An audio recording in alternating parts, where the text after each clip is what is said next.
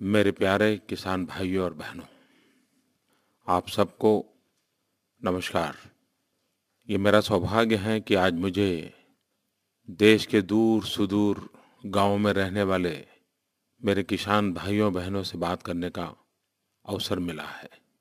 और जब मैं किसान से बात करता हूँ तो एक प्रकार से मैं गांव से बात करता हूँ, गांव वालों से बात करता हूँ, खेत मजदूर से भी बात कर रहा हूँ, उन खेत में काम करने वाली माताओं बहनों से भी बात कर रहा हूँ।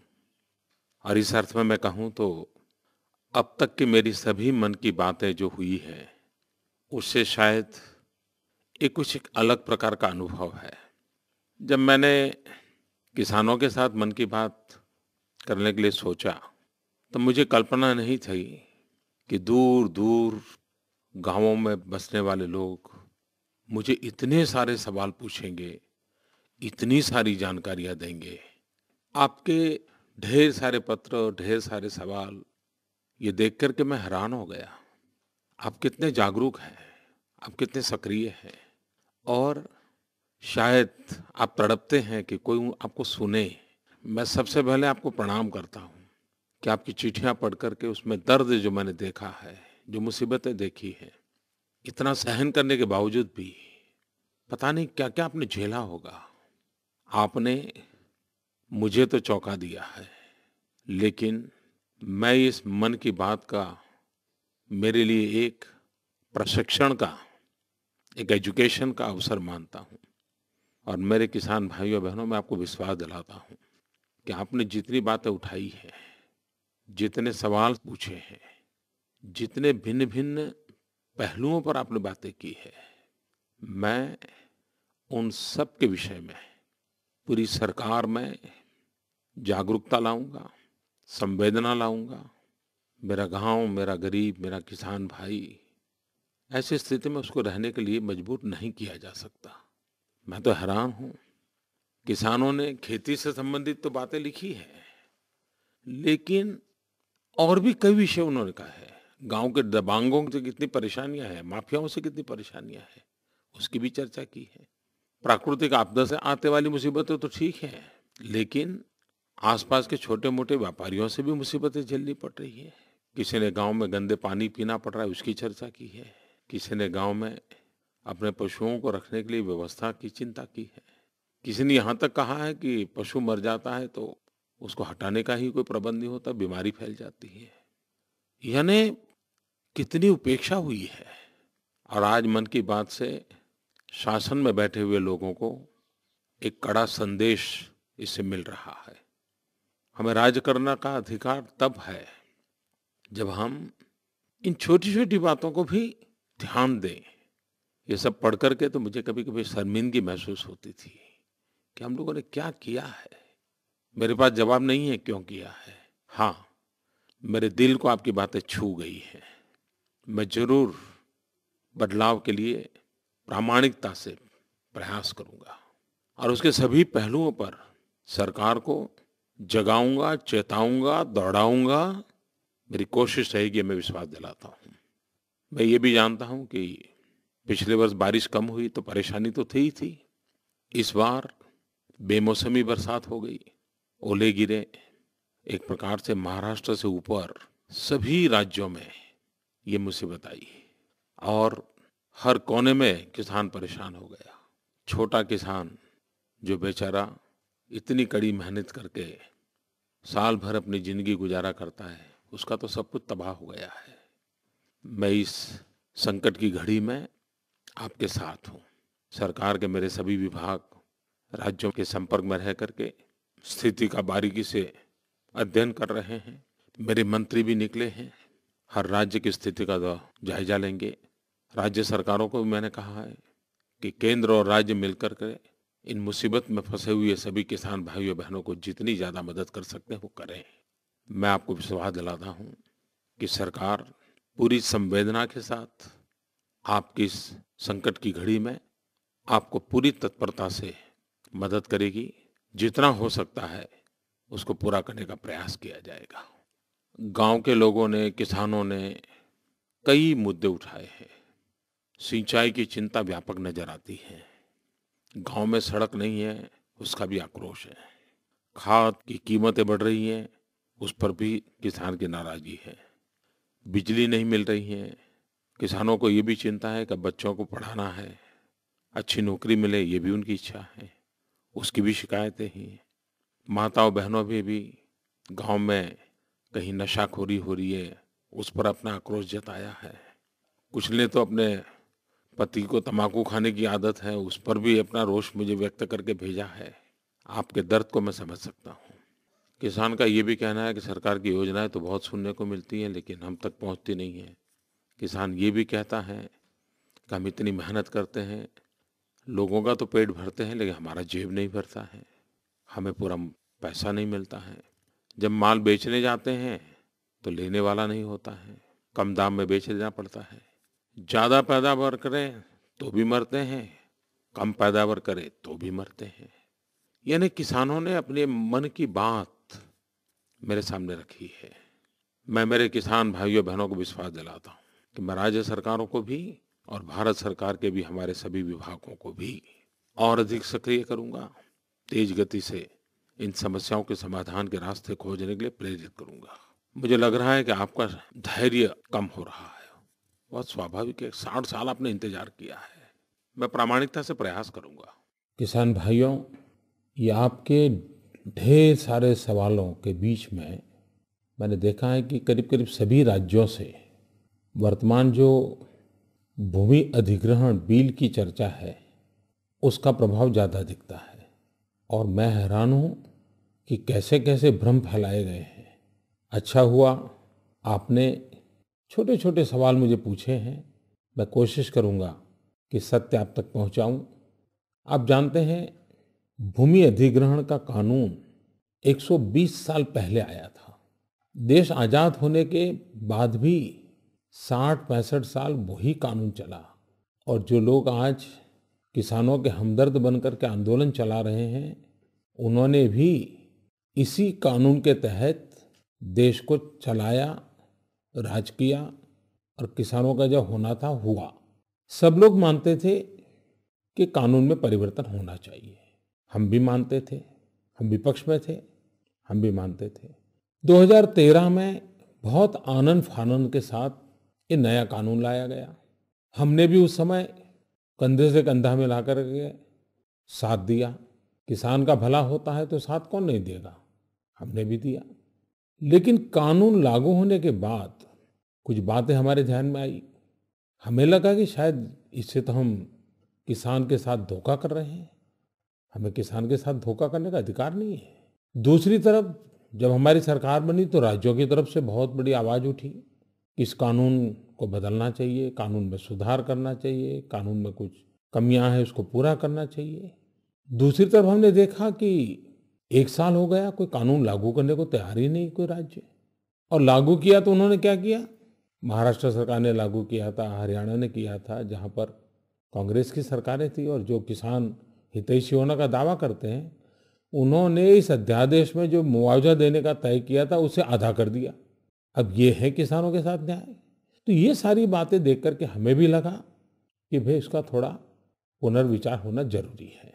आनन फानन में कुछ कमियां रह जाती हैं, शायद इरादा गलत ना हो, लेकिन कमियां हैं तो उसको तो ठीक करनी चाहिए। और हमारा कोई आरोप नहीं है कि भाई पुरानी सरकार क्या चाहती थी क्या नहीं चाहती थी।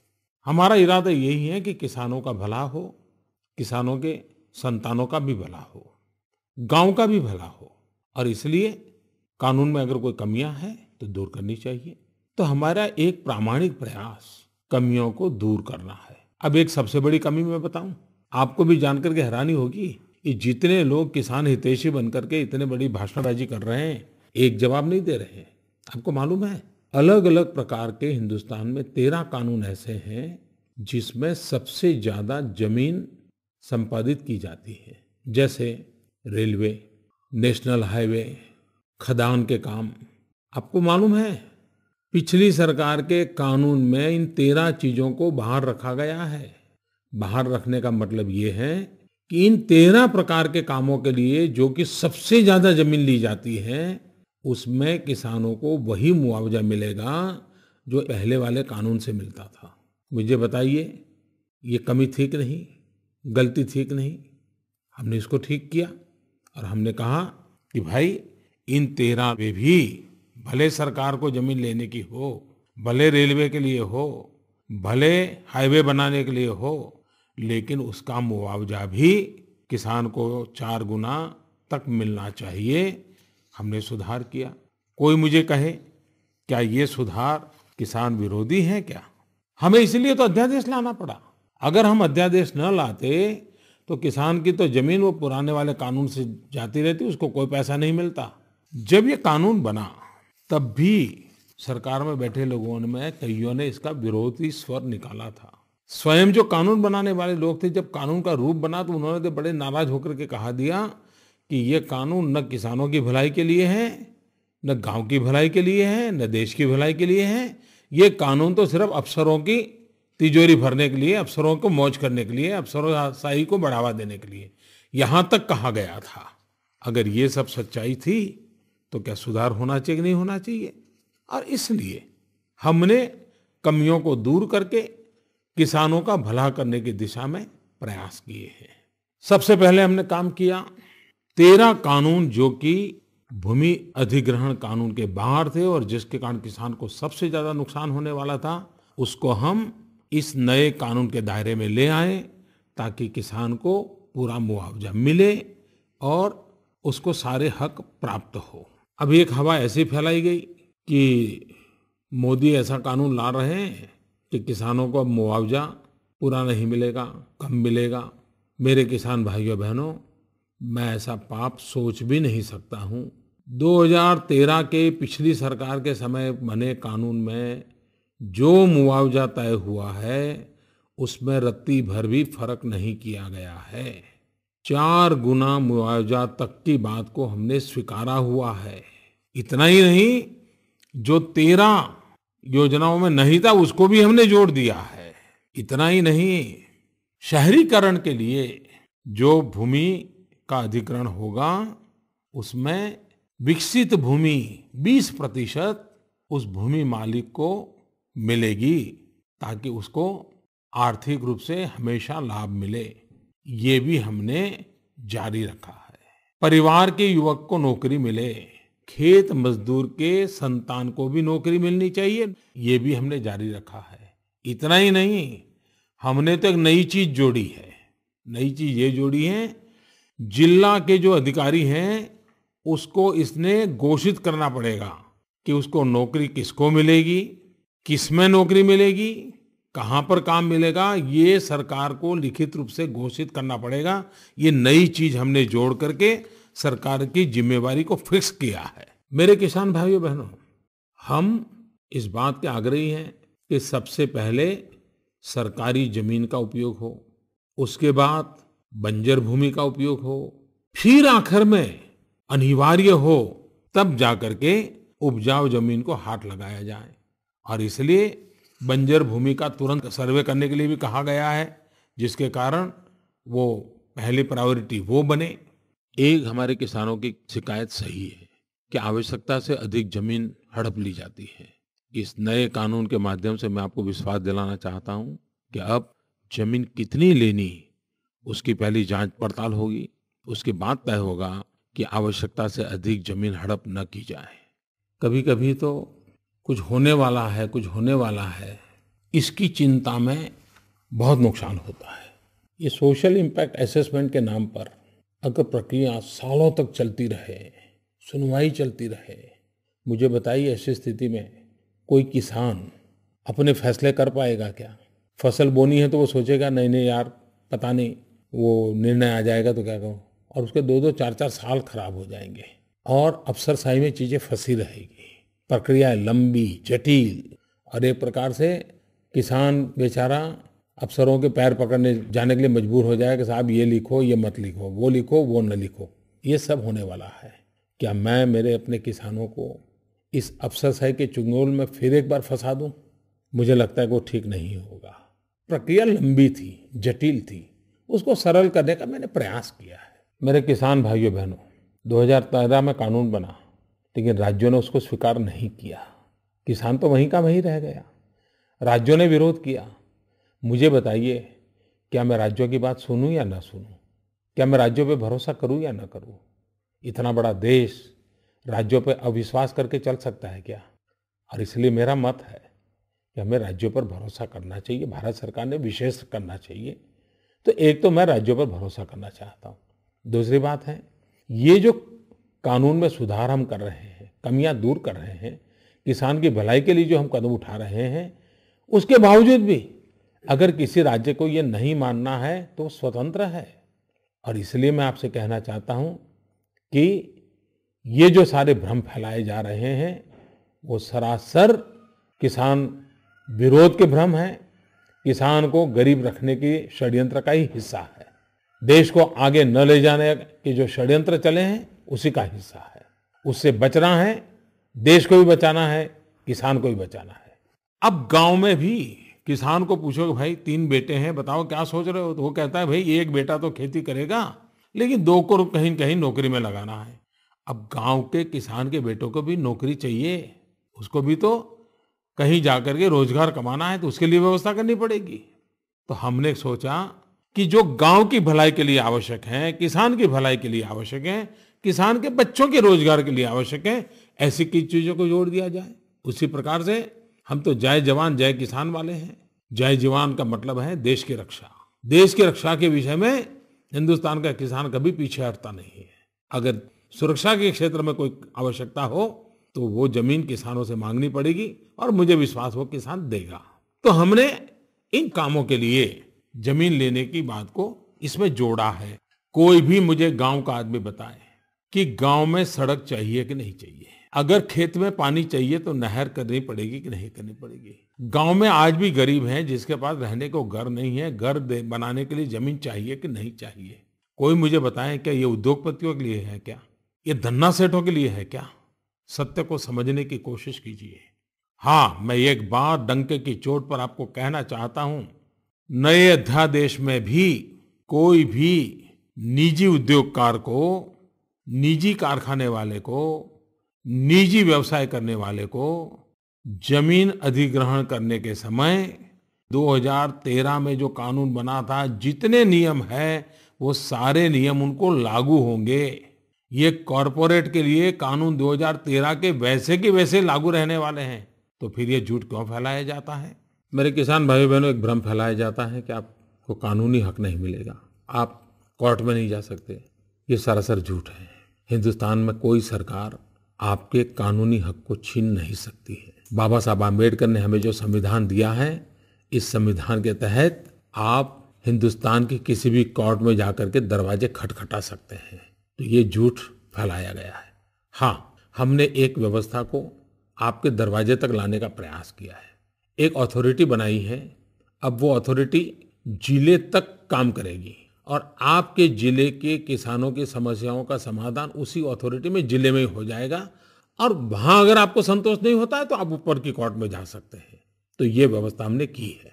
एक ये भी बताया जाता है कि भूमि अधिग्रहित की गई तो 5 साल में वापस करने वाले कानून को हटा दिया गया है। जी नहीं मेरे किसान भाइयों बहनों, हमने कहा है कि जब भी प्रोजेक्ट बनाओगे तो ये पक्का करो कि कितने सालों में आप इसको पूरा करोगे, और उस सालों में अगर पूरा नहीं करते हैं तो वही होगा जो किसान चाहेगा। और उसको तो समय सीमा हमने बांध दी है। आज क्या होता है, 40-40 साल पहले जमीनें ली गई लेकिन अभी तक सरकार ने कुछ किया नहीं, तो ये तो नहीं चल सकता। तो हमने सरकार को सीमा में बांधना तय किया है। हाँ, कुछ प्रोजेक्ट ऐसे होते हैं जो 20 साल में पूरे होते हैं। अगर मान लीजिए 500 किलोमीटर लंबी रेलवे डालनी है तो समय जाएगा, तो पहले से कागज पे लिखो कि भाई इतने समय में पूरा करेंगे। तो हमने सरकार को बांधा है, सरकार की जिम्मेवारी को फिक्स किया है। मैं और एक बात बताऊं किसान भाइयों, कभी कभी ये एयर कंडीशन कमरे में बैठ करके जो कानून बनाते हैं ना, उनको गांव के लोगों की सच्ची स्थिति का पता तक नहीं होता है। अब आप देखिए, जब डैम बनता है, जलाशय बनता है, तो उसका नियम यह है कि 100 साल में सबसे ज्यादा पानी की संभावना हो, उस हिसाब से जमीन प्राप्त करने का नियम है। अब 100 साल में एक बार पानी भरता है, 99 साल तक पानी नहीं भरता है, फिर भी जमीन सरकार के पास चली जाती है। तो आज सभी राज्यों में क्या हो रहा है कि भले जमीन कागज पे ले ली हो, पैसे भी दे दिए हो, लेकिन फिर भी वो जमीन पर किसान खेती करता है, क्योंकि 100 साल में एक बार जब पानी भर जाएगा तो एक साल के लिए वो हट जाएगा। ये नया कानून 2013 का ऐसा था कि आप खेती नहीं कर सकते थे। हम चाहते हैं कि अगर जमीन डूब में नहीं जाती है तो फिर किसान को खेती करने का अवसर मिलना चाहिए, और इसलिए वो जमीन किसान से कब्जा नहीं करनी चाहिए।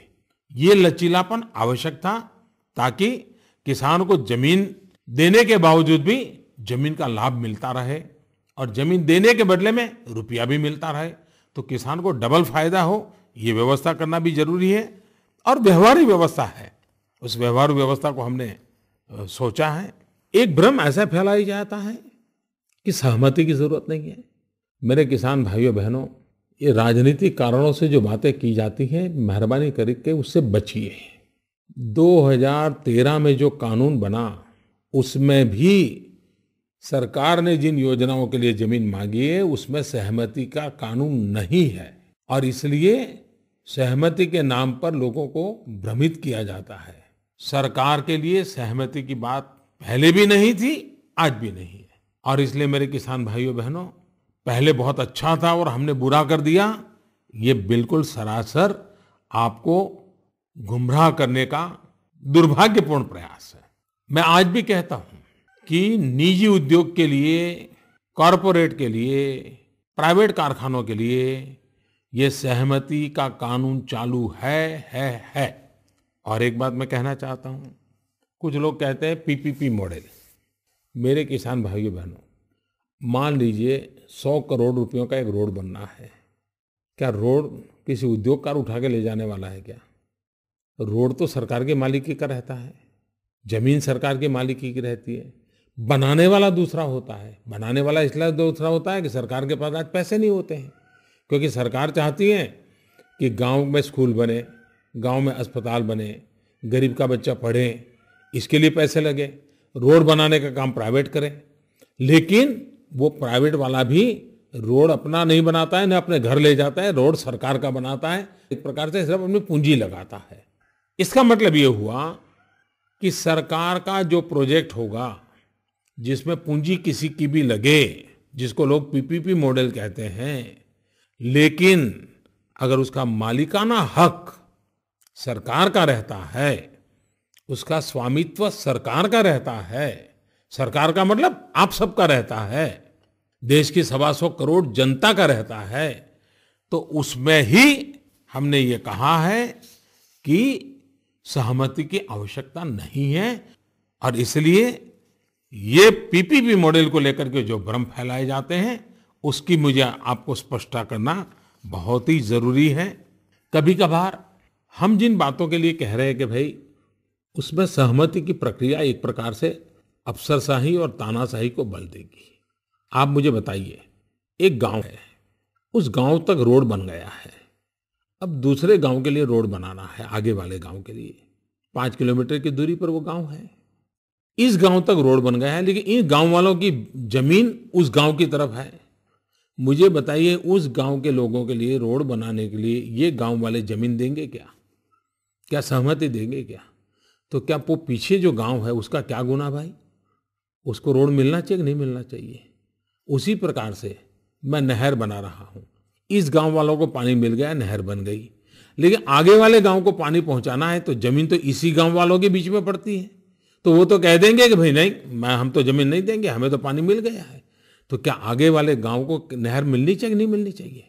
मेरे भाइयों बहनों, ये व्यवहारु विषय है, और इसलिए जिस काम के लिए इतनी लंबी प्रक्रियाएं न हो, हाँ, और किसान के लिए, ये उद्योग के लिए नहीं है, व्यापार के लिए नहीं है, गांव की भलाई के लिए है, किसान की भलाई के लिए है, उसके बच्चों की भलाई के लिए है। एक और बात आ रही है, ये बात मैंने पहले भी कही, हर घर में किसान चाहता है कि एक बेटा भले खेती में रहे, लेकिन बाकी सब संतान रोजी रोटी कमाने के लिए बाहर जाए, क्योंकि उसे मालूम है कि आज समय की मांग है कि घर में घर चलाने के लिए अलग अलग प्रयास करने पड़ते हैं। अगर हम कोई रोड बनाते हैं और रोड के बगल में सरकार इंडस्ट्रियल कॉरिडोर बनाती है, प्राइवेट नहीं। मैं सही फिर एक बार कहता हूं, प्राइवेट नहीं, पूंजीपति नहीं, धन्ना सेठ नहीं, सरकार बनाती है, ताकि जब कॉरिडोर बनता है 50 किलोमीटर लंबा, 100 किलोमीटर लंबा, तो जो रोड बनेगा, रोड के 1 किलोमीटर बाएं, 1 किलोमीटर दाएं, वहां पर अगर सरकार कॉरिडोर बनाती है, ताकि नजदीक में जितने भी गांव आएंगे, 50 गांव, 100 गांव, 200 गांव, उनको कोई न कोई वहां रोजी रोटी का अवसर मिल जाए, उनके बच्चों को रोजगार मिल जाए। मुझे बताइए भाइयों बहनों, क्या हम चाहते हैं कि हमारे गांव के किसानों के बच्चे दिल्ली और मुंबई की झुग्गी झोपड़ी में जिंदगी बसर करने के लिए मजबूर हो जाए? क्या उनके गांव के 20-25 किलोमीटर की दूरी पर एक छोटा सा भी कारखाना लग जाता है और उसको रोजगार मिल जाता है, तो मिलना चाहिए नहीं मिलना चाहिए? और ये कॉरिडोर प्राइवेट नहीं है, ये सरकार बनाएगी। सरकार बना करके उस इलाके के लोगों को रोजगार देने का प्रबंध करेगी। और इसलिए जिसकी मालिकी सरकार की है और जो गांव की भलाई के लिए है, गांव के किसानों की भलाई के लिए है, जो किसानों के भावी पीढ़ी की भलाई के लिए है, जो गांव के गरीबों की भलाई के लिए है, जो गांव के किसान को बिजली पानी मुहैया कराने के लिए, उनके लिए इस भूमि अधिग्रहण बिल में कमियां थी, उस कमियों को दूर करने का हमारे एक प्रामाणिक प्रयास है। और फिर भी मैंने पार्लियामेंट में कहा था कि अभी भी किसी को लगता है कोई कमी है, तो हम उसको सुधार करने के लिए तैयार हैं। जब हमने लोकसभा में रखा, कुछ किसान नेताओं ने आकर के 2-4 बातें बताई, हमने जोड़ दी। हम तो अभी भी कहते हैं कि भाई, भूमि अधिग्रहण किसानों की भलाई के लिए ही होना चाहिए, और ये हमारी प्रतिबद्धता है। जितने झूठ फैलाए जाते हैं, कृपा करके मैं मेरे किसान भाइयों से आग्रह करता हूं कि आप इन झूठ के सहारे निर्णय मत करें। भ्रमित होने की जरूरत नहीं है। आवश्यकता ये है कि हमारा किसान ताकतवर कैसे बने, हमारा गांव ताकतवर कैसे बने, हमारा किसान जो मेहनत करता है उसको सही पैसे कैसे मिले, उसको अच्छा बाजार कैसे मिले, जो पैदा करता है उसके रख रखाव के लिए अच्छा स्टोरेज कैसे मिले। हमारी कोशिश है कि गांव की भलाई, किसान की भलाई के लिए सही दिशा में काम उठाए। मेरे किसान भाइयों बहनों, हमारी कोशिश है कि देश ऐसे आगे बढ़े कि आपकी जमीन पर पैदावार बढ़े, और इसलिए हमने कोशिश की है सॉइल हेल्थ कार्ड। जैसे मनुष्य बीमार हो जाता है तो उसकी तबीयत के लिए लेबोरेटरी में टेस्ट होता है, जैसा इंसान का होता है ना, वैसे अपनी भारत माता का भी होता है, अपनी धरती माता का भी होता है। और इसलिए हम आपकी धरती बचे इतना ही नहीं, आपकी धरती तंदुरुस्त भी हो, उसकी भी चिंता कर रहे हैं। और इसलिए भूमि अधिग्रहण नहीं, आपकी भूमि अधिक ताकतवर बने, ये भी हमारा काम है। और इसलिए सॉइल हेल्थ कार्ड की बात लेकर के आए हैं। हर किसान को इसका लाभ मिलने वाला है। आपके उर्वरक का जो फालतू खर्चा होता है उससे बच जाएगा, आपकी फसल बढ़ेगी, आपको फसल का पूरा पैसा मिले, उसके लिए भी तो अच्छी मंडियां हो, अच्छी कानूनी व्यवस्था हो, किसान का शोषण न हो, उस पर हम काम कर रहे हैं। और आप देखना मेरे किसान भाइयों, मुझे याद है मैं गुजरात में मुख्यमंत्री था, इस दिशा में मैंने बहुत काम किया था। हमारे गुजरात में तो किसान की हालत बहुत खराब थी, लेकिन हमने पानी पर काम किया, बहुत बड़ा परिवर्तन आया। गुजरात के विकास में किसान का बहुत बड़ा योगदान बन गया, जो कभी कोई सोच नहीं सकता था। गांव के गांव खाली हो जाते थे, बदलाव आया। हम पूरे देश में ये बदलाव चाहते हैं कि जिसके कारण हमारा किसान सुखी हो। और इसलिए मेरे किसान भाइयों बहनों, आज मुझे आपके साथ बात करने का मौका मिला, लेकिन इन दिनों अध्यादेश की चर्चा ज़्यादा होने के कारण मैंने ज़रा ज़्यादा समय उसके लिए ले लिया। लेकिन मेरे किसान भाइयों बहनों, मैं प्रयास करूंगा फिर एक बार कभी न कभी आपके साथ दोबारा बात करूंगा और विषयों की चर्चा करूं। लेकिन मैं इतना विश्वास दिलाता हूं कि आपने जो मुझे लिख करके भेजा है, पूरी सरकार को मैं हिलाऊंगा, सरकार को लगाऊंगा कि क्या हो रहा। अच्छा हुआ आपने जी भर करके मुझे बहुत सी चीजें बताई है, और मैं मानता हूं आपका मुझ पर भरोसा है तभी तो बताई है ना। मैं ये भरोसे को टूटने नहीं दूंगा, ये मैं आपको विश्वास दिलाता हूं। आपका प्यार बना रहे, आपके आशीर्वाद बने रहे। और आप तो जगत के तात हैं, वो कभी किसी का बुरा नहीं सोचता है, वो तो खुद का नुकसान करके भी देश का भला करता है, उसकी परंपरा रही है। उस किसान का नुकसान ना हो, इसकी चिंता ये सरकार करेगी, ये मैं आपको विश्वास दिलाता हूँ। लेकिन आज मेरी मन की बातें सुनने के बाद आपके मन में बहुत से विचार और आ सकते हैं। आप जरूर मुझे आकाशवाणी के पते पर लिखिए, मैं आगे फिर कभी बातें करूंगा, या आपके पत्रों के आधार पर सरकार में जो गलतियां ठीक करनी होगी तो गलतियां ठीक कराऊंगा, काम में तेजी लाने की जरूरत हो तो तेजी लाऊंगा, और किसी का अन्याय हो रहा है तो न्याय दिलाने के लिए पूरा प्रयास करूंगा। नवरात्रि का पावन पर्व चल रहा है, मेरी आपको बहुत बहुत शुभकामनाएं हैं।